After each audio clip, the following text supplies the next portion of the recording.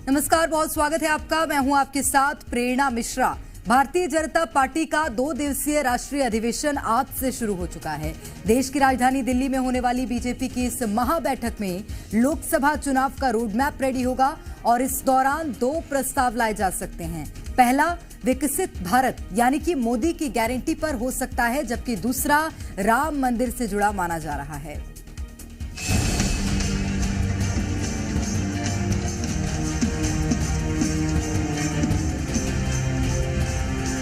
चौबीस में 400 पार।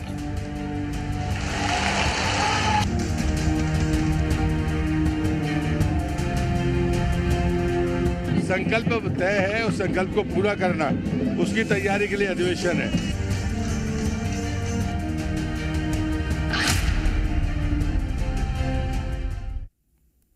तो प्रधानमंत्री नरेंद्र मोदी इस अधिवेशन में हिस्सा लेने के लिए सुबह 11 बजे के करीब भारत मंडपम पहुंचे, जहां उनका स्वागत बीजेपी अध्यक्ष जेपी नड्डा ने पटका पहनाकर किया। इसके बाद पीएम मोदी बीजेपी और केंद्र सरकार की विकास यात्रा पर लगी प्रदर्शनी में पहुंचे। इस प्रदर्शनी में पिछले 10 साल की विकास यात्रा का जिक्र किया गया। दिल्ली में चल रहे राष्ट्रीय अधिवेशन में पीएम मोदी ने बीजेपी कार्यकर्ताओं को जीत का मंत्र दिया। उन्होंने कहा कि 370 श्यामा प्रसाद मुखर्जी को श्रद्धांजलि है।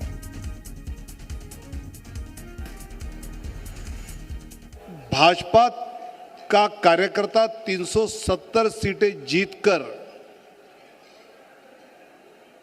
डॉक्टर श्यामा प्रसाद मुखर्जी जी ने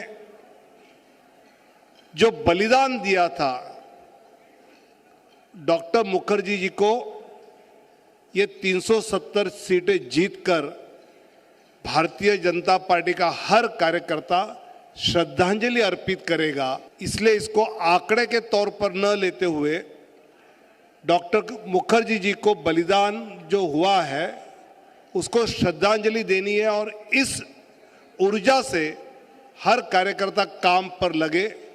यह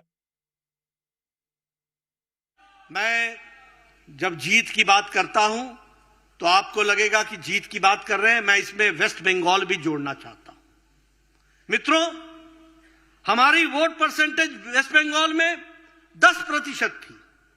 हमारी सीट की संख्या 3 थी विधानसभा में।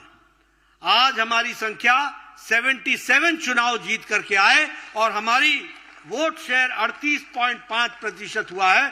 वह दिन दूर नहीं है। अगली बारी के लिए तैयार हो जाइए, वह बारी हमारी है। यह भी हमको ध्यान में रखना चाहिए। हम आज विश्व की सबसे बड़ी पार्टी बनकर के खड़े हुए हैं।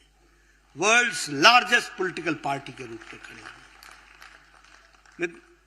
2014 से पहले हमारे सिर्फ 5 सरकारें थी, जहां 5 प्रदेशों में सरकारें थी और लंबे समय तक हम 5-6 पर रुके हुए थे। लेकिन 2014 के बाद आपको जानकर के खुशी होगी कि आज एनडीए की 17 प्रदेशों में सरकारें हैं और 12 प्रदेशों में विशुद्ध भारतीय जनता पार्टी की सरकार है। तो चलिए अब आपको बताते हैं कि इस अधिवेशन की कुछ खास बातें क्या कुछ रही। नड्डा के भाषण से उद्घाटन हुआ। पीएम मोदी समापन भाषण देंगे और बैठक में 2 प्रस्ताव लाए जाएंगे। विस्तारकों की अलग बैठक होगी। 2047 तक विकसित भारत की प्रदर्शनी भी लगाई जाएगी। संगठनात्मक एजेंडा पेश किया जाएगा। तो ये मुख्य रूप से इसका उद्देश्य माना जा रहा है। और अब आपको बताते हैं कि मध्य प्रदेश और छत्तीसगढ़ से कौन कौन इस अधिवेशन में शामिल हुआ है। मध्य प्रदेश से 1226 कार्यकर्ता अधिवेशन में शामिल हुए।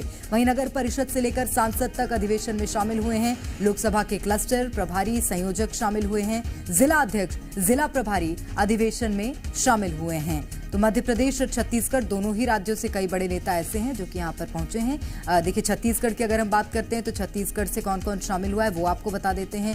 छत्तीसगढ़ से 330 नेता अधिवेशन में शामिल हुए हैं। साय कैबिनेट समेत सभी विधायक इसमें शामिल हुए। प्रदेश अध्यक्ष, पदाधिकारी भी शामिल हुए हैं।